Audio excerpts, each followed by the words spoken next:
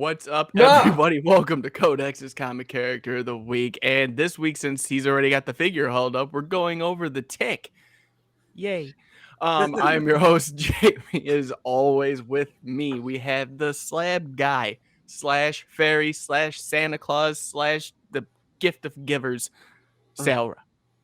Hey guys, you can check me out on YouTube at Sal's Comic Corner and on Instagram as the Slab Guy 77. Picture does not vary what he has up lately. Correct. No, but that picture is from his collection. That is also correct. And we also got the artist, formerly known as I'm in the Closet, Dan Kelly. You can find me on Instagram at Dan Kelly Art. Search hashtag Dan Kelly Art. I post art and music a few times a week. And go ahead, check me out on there. And like, share, and subscribe. And then we got this guy right over Team here. hashtag blocked. It's my fate to remain in that status. Hi guys, I created a group over on Facebook called Comic Character of the Day. We do a character every day, a different cover, comedy, any news regarding the subject, anything we find cool, interesting, and relevant, we have up on that page. And we would love to have you come and check us out. We're going to be doing a giveaway at 500 members. We're almost there. If you want to come join up, we can get this thing going sooner rather than later and get you some free swag. Come and check us out. Yes, do that. And if you're going to check out anything right now, please go check out thecodexstation.com. It's your one-stop shop for everything Codex. You guys get some merch. Check out the team. Talk to us. Let us know what you don't like. Check out what Sal's got on right now because it's obviously cooler than what you're wearing.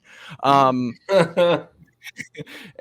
check out Heroscornercomics.com. Sal, what can they do to save some money? Well, all you gotta do is use this special coupon code, Codex with no hyphen, CODEX, and you can save 20% off the whole site. Amazing. And they got slabs, variants. You can set up a pull list with them. They got exclusives, back issues, everything you want, they have. So go check out our friends over at Heroes Corner Comics. Definitely worth the purchases. All of us have bought from them, so we can't speak highly enough about them. But the thing we're going to be talking about that we're all anticipating is the one, the only, and never replicated, hopefully ever again, the Tick. Whose idea was this now? Whose idea was this? All right, so the Tick first appearance was all the way back in July 1986 in the New England Comics newsletter number 14, which was it was just a comic shop in Boston, and they would put out a newsletter, and he was created by Ben Edlin, and he at first was just used as a mascot for the comic shop and put in a couple of these newsletters, and people reacted enough to him that they gave him his own series that they started publishing, and then which led into more series, the cartoon, the live action shows, the toys, all of it. But it all started there. New England Comics newsletter number 14. His origin varies a little bit from medium to medium, but the one from the comic is don't really know anything about his past other than he escaped from a mental institution with no knowledge about who he is or where he came from, anything about his past. And he found his way to the city, which is just named the city, and became their defender. His powers are he has super strength, he's nigh invulnerable, and has shown that he can survive without breathing underwater or in space, and is just one of the goofiest characters that you'll find. Damn right. I mean, I can attribute real fast to the whole like figuring out the city name in comics. Thanks, Tone. Good to see you, buddy. Tone, what's happening, buddy? Hey, buddy. In one of the letters page, what's up, Tone? in one of the letters pages, somebody asked them where the city is located, and their response was, "Oh, the city is located in the state." So real Classic. fast, going back to reiterating about him leaving the mental institution and not knowing what's going on. That's how I felt about doing the research for this episode. For those who don't know. Yep. But with that being said, every character has those moments that we just go for. And like the Tick, we don't know what they are either. So let's get into it, shall we? Or no, Kevin, let's go over the scenarios first. I'm all over the place, just like the Tick.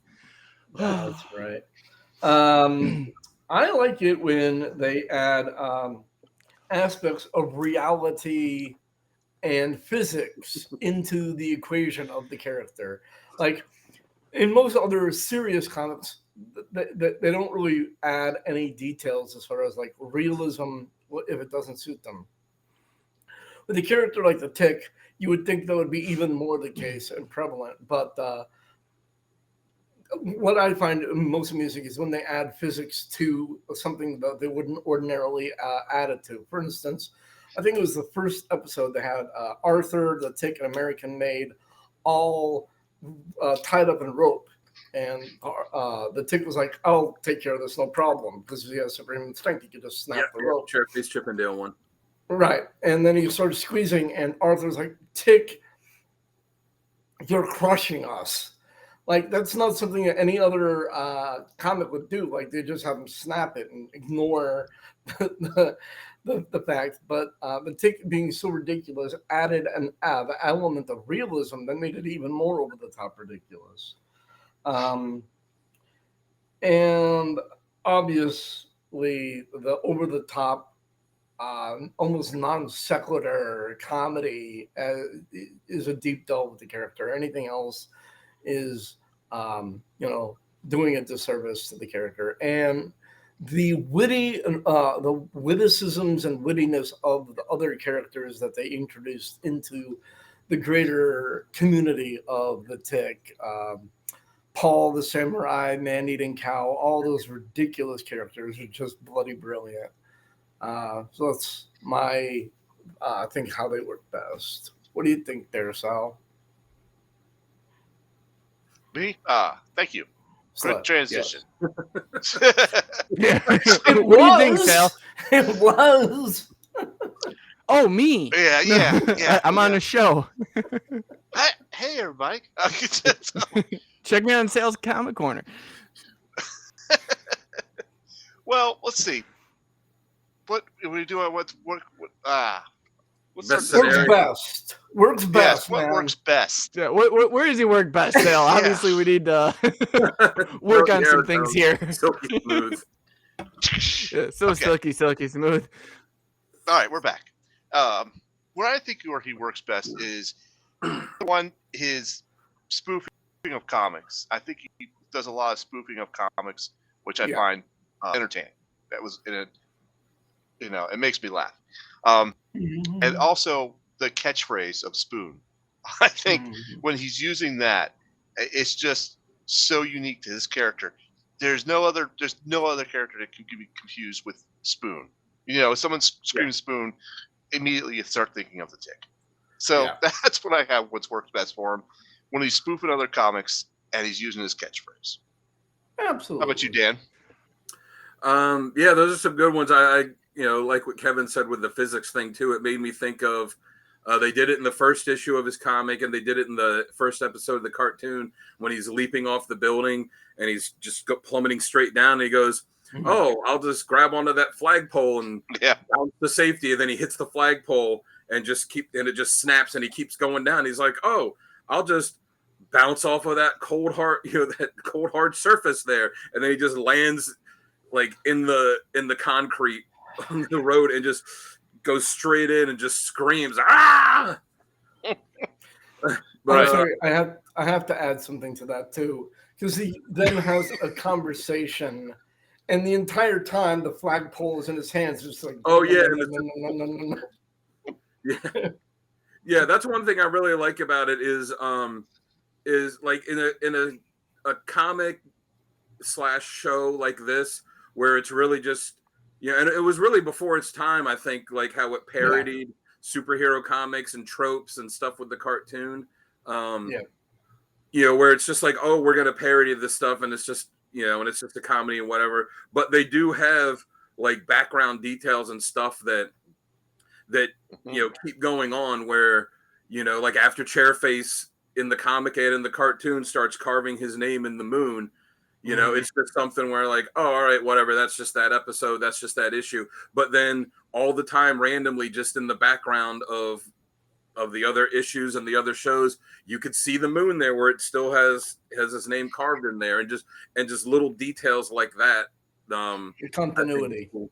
Yeah, but the one thing I like, the scenario I like, is when he's in these scenarios where whether he's fighting a villain or just like a completely mundane task, but he, like the mundane tasks he blows up to be like some grandiose adventure. And then when he's in these super villain battles, he's just kind of oblivious to how serious some of the stuff is going on at times. And he just starts spouting these like nonsensical, inspirational speeches.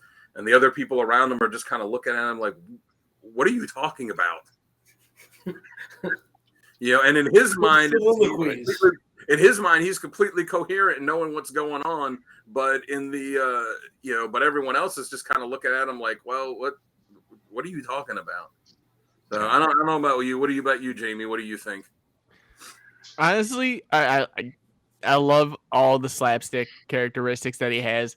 I think that with him, it just works in that essence of kind of like what we were talking about earlier with the origin of just like not knowing the character. He's unknown. He doesn't have like a set background. You know what I mean? Like we don't. It doesn't. It's just in the moment. Yeah, and to me that's a cool, different, unique aspect of this, like a character we haven't seen before. We've never met anybody where it's like we didn't get 17 intros of why this occurred to him in a new series. You know what I mean? This is just something that's set. There's no name to the city. It's called the city. It's in the state, which is in the world. But with how he like is just out of, it's just like an insane asylum patient just having thoughts. And if they were a superhero, and this is what it is. And I think that's where he fits perfectly, is still having that concept. Yeah, and like people ask him about his costume, and he'll just go, "What costume?" Yeah. These are my normal clothes. Yeah, like there's the one issue of the comic where he just says something like, "Oh, let me get this out of my pocket," and he's just like, "Oh my god, I have pockets!" Like, yeah, like how do you not know what you have? Oh yeah, but yeah. Let me go ahead. Sorry, did you have anything else to add, Jamie? No, I'm good. Go for it. Okay, so one of the things I was kind of curious about is all of these characters have these moments that are just like next level, like shine through above and beyond the average tales and stories and aspects of these characters. And I was just wondering what you guys think the best moments for the Tick would be, in your opinion. Sal, what do you think? Best moments for the Tick? Best moments for him. I liked. I had to go back and watch the cartoons because I didn't have the comics. So from those, my choices would be coming from there. And I really liked the one was the Tick Love Santa. That one was absolutely hilarious all the way through. The other one was the Tick versus Dinosaur Neil. Oh yeah. I don't know why, but it just hit me pretty good. And the last one I have that I really liked for good moments is the was it season 3, episode 5, Devil in Diapers. So those three I really liked and made me laugh consistently throughout the whole show. Yeah. So that's how I liked them. What about you, Dan? What do you got? I got one of them it's from an episode of the animated series. I think it was the first episode of the second season. It's when this character named Carmelita shows up who has a moth suit just like Arthur's, And she reveals like, yeah, it was my father. You know, where'd you get the suit? And he goes, oh, I got it at this auction sale of this crazy inventor. And she goes, yeah, that was my father, and he made the suit, and he made this one. And you know, Arthur and Carmelita kind of hit it off and start going out to dinner and stuff. And Arthur starts missing going on patrol with the Tick. So the Tick, and he gets really mad when Arthur goes out on a date with her on what would be their craft night. And so the Tick is sitting there by himself doing the craft and just like beveling this piece of wood. And he's like, he sees a face, and then he makes himself a new sidekick called Little Wooden Boy, where he just paints this face on a 2x4 and like really crappily adds these arms and legs onto it, and then that flop around, and then he just starts going on patrol at night with this little wooden thing that he made and treating it like it's a real person because he's upset that Arthur's on a date. Fair. I would also say that this issue of the comic, it's the miniseries The Tick and Arthur. It's from issue 4. No, the characters introduced in issue 4, and this happens in issue 5, where there's these two characters that decide they're going to emulate Arthur and the Tick, and they're named Flea. They're named Flea and Doyle. And Doyle had found the schematics on how to make the moth suit that Arthur has, so he made his own, but with a different color scheme. And since Arthur didn't have a superhero name, he wasn't going to take one either, so he's going to be Doyle. And then his partner was this big, strong guy, Flea. And when they show up one morning at the Tick and Arthur's apartment, and Arthur is telling himself, "Please be Jehovah's Witnesses. Please be Jehovah's Witnesses." And opens the door, and it's the two of them. And Doyle's there with a big box of donuts. He's like, "Oh, here, have a donut. Got to keep that weight on." And Arthur looks at him. "Wait a minute. Did you put on weight just to look like me?" He goes, "Yeah, I had to put on the weight so I had the same body type as you." And Flea, he got plastic surgery so he could have a giant jaw to look just like the Tick. And Arthur is just kind of like, "What is wrong with you people?" And the Tick is in the back like, "Keen." And they're just like taking notes on the nonsensical stuff that the Tick is talking about, like how he's watching cartoons and getting superhero ideas from that. And Flea and Doyle are just like writing notes down in that, like it's their how-to course. Right. And I also have to say there's an issue. It's an issue of the other one would be an issue of the original Tick comic that they also adapted for a episode of the cartoon in the first season, where he goes to the Comic Club, which is the nightclub for superheroes. Arthur isn't allowed to get in because he's a sidekick, so he has to go sit in the sidekick lounge with all of these bitter sidekicks that hate their job, and the Tick is in there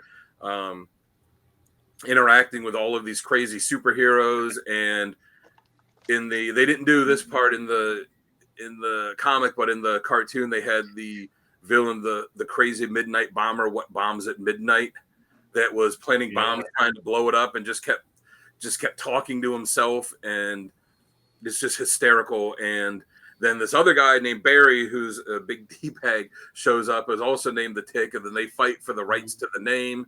And yeah, that one is pretty crazy, which also leads, I'll break the rules. I'll just say a bonus one, that just the crazy, ridiculous characters that populate the world of the Tick. It's not just the Tick and Arthur, it's all of these heroes and all of these villains that they come across, and there's so many of them, and there's a ton of them from the comic that never made the cartoon or the live action shows, and there's ones from the cartoons like American Made and Batman Well that have never been in the comics, and there's ones from the live action shows that have never been in anything else. And just the fact that they're able to create so many of these characters through all these different media and have them all be interesting enough that you want to see them again, like in the comics, Crazy Blue Rocket, whose dead sidekick, he just carries around his tongue in a jar and is just thinking that his sidekick is still alive, and Caped Cod, who's like a Batman-esque guy, but he's just a complete poor degenerate, and running guy who runs you with the speed of 10 really fast guys, and just like the ridiculousness of how they're able to come up with all this stuff. Yeah, I agree. So This looks like a job for Bipolar Bear. I just yeah. can't get out of Or like bed. I always love the Human Bullet where he just runs in the backyard and climbs in his cannon. He's like, "Fire me, boy!" Yeah, And like how the Tick and Arthur in the comic have a superhero team that has no name, and the way that they fund it is they stole Perry's credit card since he's rich and he's gone back to a mental institution, and they just use his credit card to buy a headquarters and buy all this gear. Yeah, that's pretty damn good. So, what do you got, Jamie? What do you got for most for best So ridiculous? obviously, I've got every time he uses this battle cry spoon, I laugh every single. I think those moments are just perfect. Like it's Arthur, too where great. it's not in the face, not in the face. Yeah. Next up, I've got when the Tick becomes broccoli. Oh yeah, Becomes what? Broccoli. Oh yeah. Broccoli. Yes. The Yes. vegetable. I don't think I need to go in any further on that one because I just said it. And then one you alluded to, Dan, was the Tick versus the Tick to get the Tick name. Mhm. Yeah. I thought that one was just too perfect. So those are my 3 moments right there. Nice. Very cool. Hey, I have 3. I was about to say, Kevin, I think you have 3 as well. I appreciate it. Kevin, what are your 3? Oh, Number 3. I'm sorry. I want to pick to Jamie. You did. I was going to say, man. I have feelings. Anyway, It's okay, just like mine and usually our do you know points, they don't matter. it's true. Yeah. Number 3. It was from a comic. I don't remember. I tried to figure out which one it was. I didn't have time to be able to narrow down the specific one, so I apologize. But in an homage to the Silver Surfer Galactus dynamic, the Tick becomes the herald for an old, chubby, balding cosmic entity, and he gives the Tick his flip flop to sail through the skyways looking for resources. And it's bloody brilliant because the Tick is doing a stereotypical Silver Surfer inner monologue soliloquy about, waxing philosophical. And he gets to a certain point and he realizes, I can't breathe in space. And he has to fly back like Doesn't he like drive around on the body of the guy in a golf cart? Eventually, but he gets back to the entity that the Galactus entity, and obviously he didn't realize that the Tick was going to come back, because you see him like showering in like cosmic rays. He's like just one of the most ridiculous moments. It's so weird and brilliant. As you're saying, the parodies of superhero comics. That was a great example. And going back, of course, everybody has to have this, at least one mention in their list of the Tick moments, is when the Tick replaces not in the face with spoon while eating drama flakes. Yeah. And he just is staring at the spoon that he's eating the cereal with, and has that amazing epiphany. It was just such like a very, very specific moment. It was so weird and hilarious. And this one for me is just the embodiment of how bizarre the comic and the concept of everything is the Tick, the cartoon season 2, during the episode Coach Fussel's Lament, where Brainchild transforms the Tick into a 2-headed small French-speaking bird that lays a hard-shelled egg filled with chocolate. That is just such a what the hell are you talking about moment. Like there's nothing that's so specific and so bizarre. It's just, I don't think they could work in any other format, and I think that's just amazing and brilliant. So, Very good. but no, let me ask you guys. Well, actually, if you don't mind, I'd like to go into the complaints that I have about the character, and it's not a whole lot, but as I got awesome some as complaints. I'm sure. I'm sure. But as awesome as the show universe and characters are, there's only so much you can run with this particular format. Like, it's great and it's hilarious, but after a while, the well with this sort of thing tends to run dry, and there's not a lot you can keep going with story after story, year after year with this. It's great, but I feel that the Tick individual stories and runs, whether or not it's the shows or the comics, has a finite shelf life with the runs that you can tell with the character.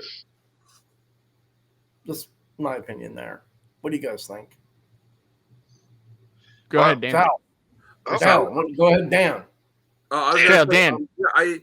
That's kind of along the same lines as me. Like, as it's obvious, I am a big Tick fan, but criticism, you're a big Tick fan. my criticism isn't so much the characters; it's more the creators, because I feel like almost everybody that's come after Ben Edlund has just kind of done a Ben Edlund imitation. Like, the art, while there are somewhat different styles, it all is kind of drawn to look like how he did it. The writing is done to be kind of how he did it. And there's some of them, like, that have, like with the Tick and Arthur series, where like some of them have really nailed it. But a lot of them, it's just, it's just that it's kind of imitation. Like you said, there's only so much you can do with it, which I think is also why they don't do an ongoing Tick series. It's just it's a bunch of mini series and one shots, and and I think I don't know if that's specifically by design, but or if they just can't get a creative team to stay on it long enough to do a regular series. But I think it does work better that way, of like, here's a 6-issue miniseries, and then we're going to kind of go away for a while. Here's a one shot for, and it's like bizarre stuff. Here's a one shot for Mother's Day. Here's a one shot for tax time. But you're right. I don't think it's something that could sustain a regular ongoing series where this month it's like, oh, here's issue 206 of the Tick, in the middle of, part 4 of this, grand storyline that, I think it adds to it in a way, because it doesn't get stale. Yeah, exactly. There's no areas where it's like, okay, this is okay, but let's get back to the good stuff. I love the fact that it's sporadic. How about you, Sal? What do you think? Well, there's two things, and one of them's going to echo your guys. It does have a finite comedy factor. It's almost, I'm probably going to, be slapped around in the comments for this one, but it reminds me of Beavis and Butthead, or even to the extent Deadpool. Mm-hmm. The comedy factor is good and it's funny, but it's pushed so much that it turns me off after a while. And I don't know. I don't like that part. Like, I can only take so much Beavis and Butthead before I'm like, okay, enough. I got it. Let's turn that off. I can't stand it anymore. And I feel the same way about Deadpool. I like him for about 2 to 3 minutes, and then I'm like, okay, all right, yep, we got this. Keep going. The other thing I don't like is, and I know it's just part of the character, but I think he's portrayed too dumb. I like to have him a little bit more intelligent than oh my God, I've got pockets, that type of thing, which is funny, but I just need him to be a little bit, more coherent with reality. I don't know. But that's how I feel about it. I feel like, when I went back and was rewatching the cartoon or rereading the comics, in the comics, he he's still like, the ridiculous kind of eccentric, crazy buffoon, but he is a little more in touch with reality than he is in the cartoon. Because, and granted, it was like a Saturday morning cartoon, really aimed at kids, Right? but like in the comic, there's like some like innuendo and stuff that's in there that didn't make it to the cartoon. There's in the comic, at sometimes like he can kind of be a dick to some of the characters he interacts with with some like sarcastic comments towards them too. Right. Okay. All right, what do you think, Jamie? What do you got? So you guys pretty much hit everything but one part. And that is, I feel like the character is too one-dimensional. Yeah, that's fair. In the sense of his power set. Like there's nothing, like he's strong, dumb, and he can fall. Fair. Like that, your name's the Tick, you dress like the Tick. You don't suck blood. Shouldn't you have some like absorbing power, or give him like a new set, give him something so that way a new audience can come in, or even old audience too can come in and be like, oh, that's pretty unique. Okay, let's try this out. I definitely like this and see where it goes. I mean, like you said, Dan, there's not really too much into the comics itself, where now you can establish that. You could be like, check out the all new, all different, all ego Tick, like give him that little flair, but then give him like, hey, I didn't know I had this power this entire time. Like, I didn't know I could do this. And then insert that power there. Because to me, when you start getting into the nitty gritty, like the Flash, for example, you can use him because we've done an episode on him. It's like, okay, he can run fast. What else can he do? And then it's like, oh, he can time travel. Oh, okay. Now, and then after the time travel, it's, oh, he can manipulate, lightning with his speed, or he can vibrate through buildings. Like the Tick is like, I can fall on concrete and I can lift up a truck. Turn and make a witty remark. Turn him into a vampire. Make him a bloodsucker. He is a Tick. And they kind of, he's got a straw right here, pal. Right. Yeah, they kind of ambiguous about his powers, or the extent of his powers too. Like, all right, he's nigh invulnerable and he's strong, but they don't really seem to show a limit for it. Like, so it's almost like the madder the Hulk gets, the stronger the Hulk gets. It's almost like with the Tick, like, all right, if he's just fighting some random guy, he's able to beat them. But if he's fighting someone that's, a guy that's like a giant 10-story dinosaur, well, all of a sudden he gets stronger. He's invulnerable enough that he can fall from space and land on Earth and be unhurt. So, it does kind of make you wonder, like, what's the limit of his power? I like the fact. Go ahead, Jamie. No, I was to say that's exactly it. It's like what's the limit, but we don't get an answer of what the limit is truly. Right. But I also think that's probably by design, because just like his past, it doesn't really matter where he comes from. Like everything seems to kind of, even though they do have a bunch of episodes or issues of the comic that question his past, it's more of like what's he kind of lives in the moment, doesn't look forward, doesn't look back. I kind of like the fact that he is nigh invulnerable, but he gets hurt on a regular basis. Like Dinosaur Neil is chomping on his head, and he's just like, ah! Didn't hurt him, but still it hurt feels him. pain. I thought that was very cool. He can still feel pain, just doesn't get hurt. Right. I also say one thing too that that's a little irritating about it, that I never like, and it's not so much him. It's there's a bunch of characters from the comic that never made it to the cartoon, and then it never made it to the live action series. There's characters that from the cartoon that have never appeared in the comics, like even like Batman and American Made, like major characters from the cartoon that have still never appeared in the comics. It's like, Pat Manuel was basically Deflator Mouse. Or yeah, that's what I meant, Deflator Mouse. And then in the live action show, they had to change the name to Batman because they didn't think that people would get the Batman joke. So they changed that. But, an American Made got changed. But like even that, those characters have never been in the comics. Like, I'd kind of like to see them in the comics since they were so major in the other, other mediums.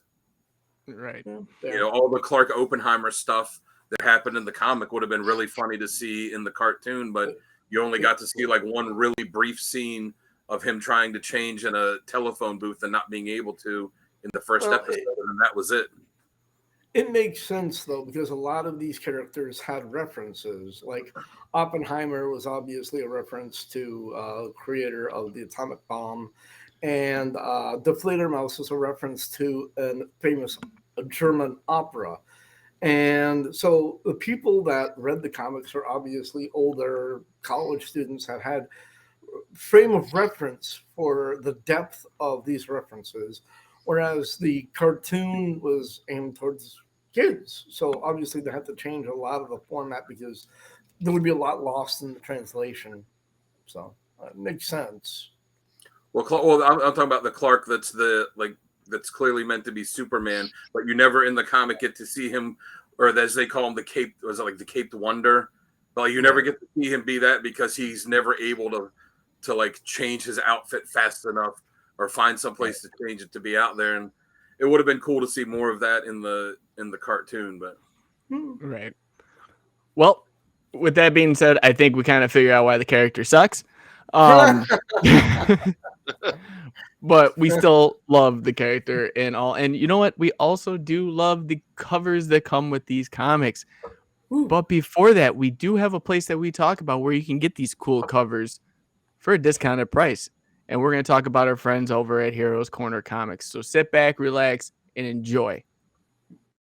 Everyone, if you're anything like me, you love comics, but you also love a good deal. And our friends over at Heroes Corner Comics have just the deal for you. From exclusives to back issues, graded slabs, current issues, and even set up a subscription with them. And all you have to do is use the keyword codex at checkout.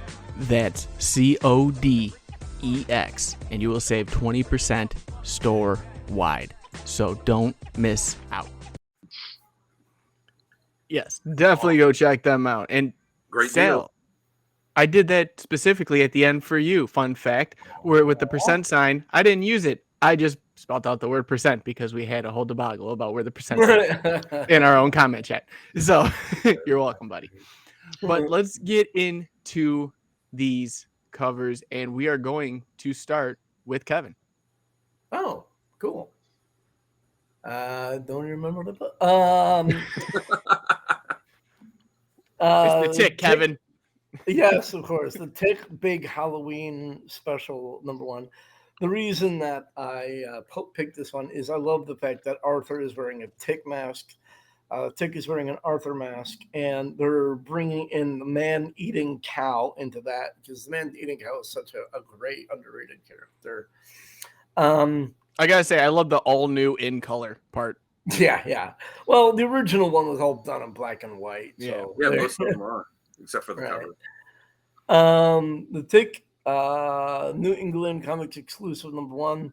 He's making the Wolverine reference with spoons instead of the claws, and the artwork is actually really pretty on that.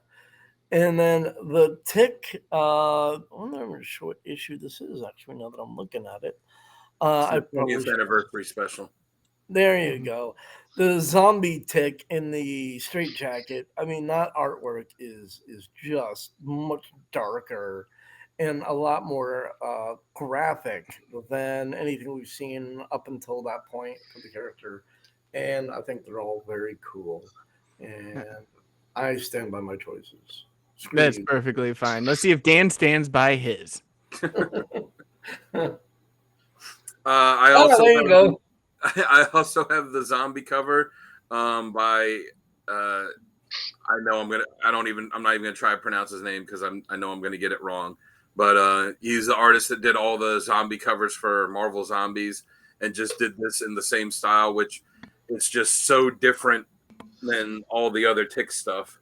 I also got the Big Tax Time Terror cover, which I mean in itself is ridiculous that what other comic out there is going to do a special that takes place at tax time about the main hero being scared of the taxes, and all the implications of it, because Arthur is, before he became a superhero, was an accountant, and the fact that like the tax forms are turning into monsters that are coming after him and he's scared. It's just it's so ridiculous.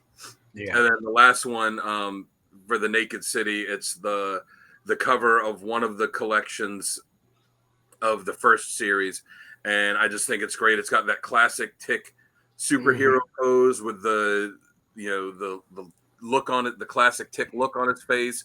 He's kind of towering over the city, and then he's got his viewfinder there, which in the first the first few issues of the comic was what he would use to, he would like look at it trying to find villains to fight and crime to stop, and like it just kind of speaks to the whole ridiculousness of the story, which is something that's great with the Tick too, because it's so much in so many comics, and it gets to be like really serious storylines and high stakes stuff and this and that, and then you can read an issue of the Tick and say, you know what, I'm just going to kick back for a few minutes and read this and have a good laugh and not have to worry about there being any big serious thing with this. And just the fact of the main character there with a viewfinder on the cover kind of tells you that. Yeah, that was pretty hilarious. All right, now we got Sal. All right, so much like Dan, I have Tick number 1. He's got the classic goofy grin, and he's got the viewfinder on his around his neck. That's just it's just a classic picture of him. So for the other one, the Big Blue Destiny, part aligned with the story that I picked, but I like this cover because they're actually holding the number 1, which made me chuckle. And Tick's got that uneasy grin on his face, which is hilarious. And then of course the last cover we got Tick versus Doctor Doom, because I love Doctor Doom, so we got to have a Doctor Doom cover here. We covered Doctor Doom in a previous episode, so I decided to throw him in here. And the little bubble text down there, I'm not sure if you can read it. He goes, "Relax, Arthur. I hear this guy wears a skirt, so he can't be that tough." That type of thing. So it was good. Classic cover for me.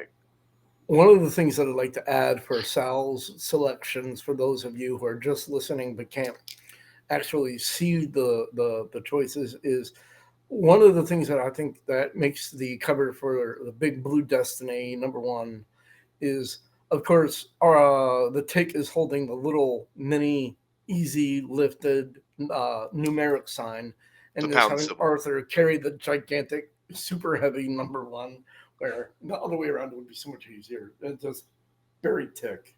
Yep. Making Arthur do the heavy work. Yep. Jamie, what you got, man? All right. So for mine, I have Tick, Big Year 2000 Spectacle, De-Evolution. I just think it's hilarious to see, especially with, all of them all these characters lined up. And it's like the Tick has the evolution sign, and then he's just holding the D right there. Next up, I have the Tick new series number 3. The Tick faces his greatest challenge ever, and by the looks of the issue, I just thought it was hilarious because he's plunging a toilet, for those of you that can't see this right now. Yeah. And it just makes me, if you see this on a stand anywhere, this is one of those issues with that text that makes you wonder, how is this the greatest issue, problem ever? Yeah. And then I have lastly the Tick Big Blue Destiny number 5. It is a 40-page giant, and I don't know, it's just something that to me it's like Batman-esque in a way. Yeah. But it also has the not so serious tone to it as well. So it kind of works out both ways for me on that one. We keep making these references to covers that will draw us in, like, we have to pick up the issue because the cover, like, oh, Resonates. yeah, Connects we with us. need to come up with a term for that. I don't know. I'm just saying. Like it Resonate. resonates with you as for Yeah. this character. Resonating cover. There we go. There you go. But as always, as I say, all these great covers also have great stories being told within those pages. And we are going to give you some of our recommended readings, and we're going to start with Sal. You damn All right. right. There we go. All right. So we got the Tick Mighty Blue Justice. Came out in May of 1997, published by Boulevard Books. From what I haven't read this fully, but what I have read, this is a good encompassing story of just the general Tick, in a sense, Next up, we got the Tick Karma Tornado, the Complete Works, also classic Tick stuff. And then, of course, the Tick Specials, the Complete Works. Again, also from what I have, yeah. Is that right? I thought it was the Naked City. That was Why the is Complete that, why is Works. that different? Mm. Huh? It was the Complete I thought- Works. that you sent. Okay, I thought it was Naked City in there. My apologies. Some- So that's what I have for my 3 books. What do you Somebody got? done screwed up. No, I didn't. No, I didn't. It might have been me. Who knows? But I'm pretty sure that's what it was. But Kevin, let's get what you got. Oh, All yeah, right, it was so- the Naked City because it is the Complete Works. That's why I did that. My apologies. So here, I feel like I'm cheating with Yes, my. you are. I know, I admit it. With my selections, because usually I like to make the recommended readings like this story, and this story. But with this particular character, they have all of them in one, in several different complete works. So. Mhm. The Tick, the big blue Tick, the complete works, the Tick and Arthur, the complete works, and the Tick specials, the complete works. You get those 3, and you pretty much have all of the Tick. I mean, it's very succinct. You can't, it's not like a huge pool that we have to draw from. And Mhm. you get the Tick, pretty much. Period. There you go. All Dan, what right. you got? So mine, I have the Tick, the original series, issues 1 through 12. It's the complete series. At the end of issue 12, they actually say, "Oh, here's what's going to be in issue 13," and they show some villains.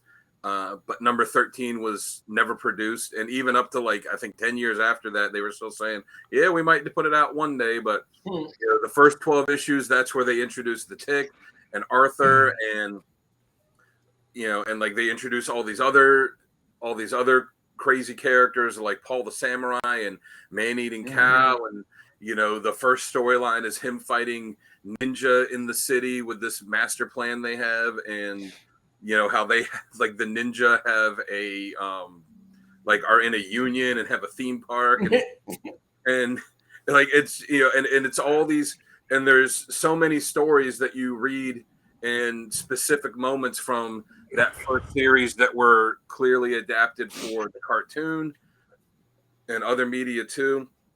But that's where everything is introduced, and I think that would be the number one to start.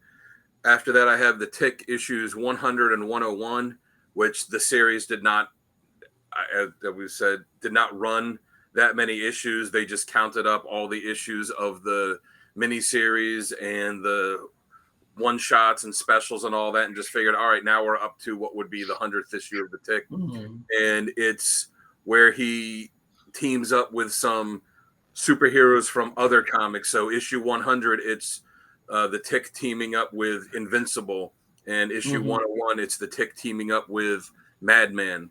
And it's just cool to see the Tick, especially the one with Invincible, where you get to see the Tick and all of his ridiculousness with his world teaming up with Invincible, who gets transported to his world, and Invincible, who's a serious superhero, looking around at all the craziness there and being like, wow, man, I wish this was the type of stuff I have to deal with. And I just think it would be cool further to have the Tick team up with other like serious superheroes and just see how that dynamic would play off each other. And then the final one I have is the Tick and Arthur 1 through 6. It was a 6-issue miniseries. Ben Edlund didn't write it or draw it, but he was the one that came up with the story idea for it. And it doesn't pick up right after the Tick, the original Tick series. I think it picks up after Big Blue Destiny, but it features a lot of the characters that were in the first Tick series and picks up on some of the storylines that kind of continue from that into this. And again, it's just a really funny read and introduces a lot of new characters within that as well. Right. So how about you, Jamie? What do you got? All right. So I got a little bit of everything from everyone, actually, for a change. So yeah, I got the Tick 1 through 6, and I just want to say, kind of alluding what Kevin was saying, is that most of these do come in complete works or like a master works, almost like a Marvel kind of essence to it. So if you guys look for these, look for those, because those would be the best way to go about this. Next up, I got the Tick, the big blue Tick, and then the Tick special is a complete works as well on my list. So I would definitely go in to look at those. Like we said, there's a lot more media based around like the TV shows and everything else, so you can get a better grasp. But as for the comic aspect of it, these would be what we would recommend for you guys to go to. And outside of the original issues of the original series, just because of how low the print runs were on that, like outside of those, none of his books are really like, you're not going to drop a lot of money on them based like, oh, it's a first appearance of this or that. Like outside of those first few issues, none of them are real pricey. I think they still sell them all through the NEC website. Right. Really? I'll have to check Oh yeah, they got so much cool stuff on there. They have all kinds of Tick, like T-shirts and action figures. Like even when they had a tie-in with the cartoon and like McDonald's or Burger King or one of them, they bought like cases of the little toys that they had given away in the Happy Meals, and they still have some left that they sell through the NEC website there. Wow. Cool. Yeah. No, but like we were talking about, all of these stories and everything we love in the pages and outside come with these great writers and artists. So we want to do what we always do and pick who is our top artist and top writer for the Tick. And Dan, why don't you take us away on that one? For me, for writer and artist, I'm going to say his creator, Ben Edlund. He created the Tick and Arthur and all those early main characters. He wrote and drew the entire first series, and he came up with the storylines for a lot of series after that. And I feel like he did it best. And kind of as we alluded to, as much as I like the Tick, it is kind of a one-note thing, and everyone that came after him is really just kind of not writing in their own voice as much as they're trying to write in Ben Edlund's voice and the art they're trying to draw in his style. And it's cool too, because if you look at the original series, you could see how different his art was on the first issue to like 3 or 4 issues later to 3 or 4 issues after that, how you watch his art evolve and how he draws the Tick and everything, throughout it, where, about halfway through the series is when he really gets that iconic look with the art for it. But I'll say Ben Edlund for best writer and artist, though I was thinking that if I were to pick a dream creative team other than him to do it, it would be cool to see the Giffen, DeMatteis, McGuire team from Justice League International do a Tick series. I think that they would absolutely kill doing a mini series for that. Yep. That would be cool. Nice. Kevin, what do you think? Can't really go with anybody other than Ben Edlund. Man had a vision, knew what he was doing, knew what he was trying to get across, and very succinctly. Yeah, can't really argue with anybody other than for anybody other than Ben Edlund for both selections as well. How about you, Sal? Hi, Well, Sal. I'm gonna have to go along. Hi, Yeah. you can hear me all right? There we go. Yeah, now we can. Wow. Yeah, we said you, and then you were just like, I must have froze because I was talking. All right, our So- bad. all right, buddy. All right, so I'm going to go along with the party line. Ben Edlund is, her best artist and writer, but I have to give a shout out to Eli Stone on some of his stuff. Yeah. I liked reading some of that stuff that I his saw stuff was there. good, too. Fair. So, but I agree with Dan on the point where everybody was trying to mimic Ben and not use their own style. Maybe the Tick might have been a better character or had more longevity if they did. So, I'm going to go with that. All right, fair. All right, I'm gonna follow it up with the same thing as you guys. But I did Clean want to sweep. say one thing is, Dan, I did look into it, and if you pick up the complete Edlund run, which they do have on Amazon right now, it does state in there that there is the rarely ever seen backup issue 13. Oh, Yeah, they did. wow. They did do something for it eventually, but I don't think it was a complete issue. I think it was. It provides the conclusion to Edlund's original storyline. Okay, I didn't even know about that because I have the omnibus issue, volumes 1, 2, and 3 that collects the original series. And in the third one, they had something where it's like, here's kind of a taste of what it would have been. Yeah, this also includes pinups and other stories as well. Yeah. Oh yeah, like the omnibus, it's got stuff, which I guess is that too, where he's got design drawings for when he was proposing toys to the toy company, and and all kinds of stuff. And I'll say for him too, it wasn't just the comic too. Like if you look at the credits on the cartoons, he didn't just produce it, but he wrote a bunch of the episodes of the cartoons, and like he was involved in every step of the way for all the different medium too. It wasn't just, oh yeah, give me money and take it and do whatever you want. Like he was heavily involved all the way. Good. Awesome. But I think that's a great place for us to wrap up this show. Hopefully you guys learned a little bit more about the Tick, because we sure did as well, except for Dan, because Dan knows everything. yeah, We already know. Dan the knowledge machine over here. I think Dan is secretly the Tick. I think Dan, that's a secret identity. I do think he's pretty. Never mind. I wish I was Crazy. an invulnerable. That would make Kevin Arthur vulnerable to criticism. No, but guys, as always, I am your host, Jamie J-Dub. With me, as always, we have Sal, the Santa Claus slabs guy / fairy. Guys, check me out on Sal's Comic Corner on YouTube and on Instagram under the Slab Guy 77. We have the artist formerly known as I'm Stuck in the Closet, Dan Kelly. You can check me out on Instagram at Dan Kelly Art. Just search hashtag Dan Kelly Art. And commissions are open. And you can actually see the one I just finished, the Ghost Rider that I posted that I just finished last week. And I'll be posting a few other things next week. So check it out. And then we got this cat right here beside me. Right. Jamie will be digitally coloring that too, by the I'm way. anxious to see what you come up with. Hey guys, I'm Kevin. I created a group over on Facebook called Comic Character of the Day, where we do different character, cover funny things, and news, anything relevant.